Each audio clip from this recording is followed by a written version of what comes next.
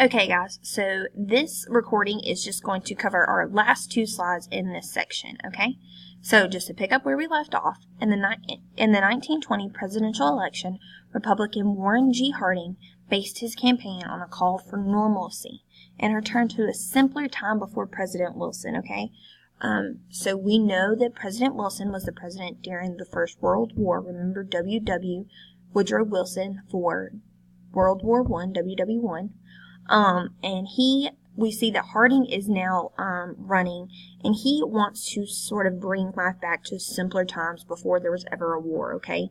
Voters rejected President his idealism and view of America's role in the world. Remember, he was very concerned with America on the world stage. Harding won the election in a landslide, and Republicans also won control of Congress. So we see a Republican presidential candidate and a Republican Congress or House and Senate.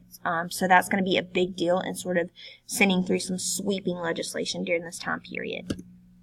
And lastly, we see that despite Harding's desire to go back to earlier times, it became very clear that a new world order had emerged.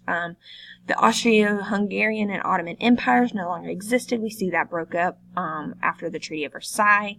Germany and Russia had new forms of government. We see Russia, remember, communist, Vladimir Lenin, and other nations were very much weakened after the war in this post-war era. Meanwhile, the United States was a strong, confident, and prosperous nation, okay? We became the world's economic center and largest creditor nation. Remember, that's lending out more than you're borrowing. America would wrestle with its relationship with the world in the years to come, however, and we're going to look at that in later slides. So this is the end of your notes. This is the last of the videos that will help you fill in those notes. So please now just move forward into the next video. It is a crash course video. And guys, yes, all of these are going to be for a grade, a large grade, almost as much as your vocabulary. So please make sure you are watching them. You know I can check with a puzzle, okay? Have a good day and make sure you behave.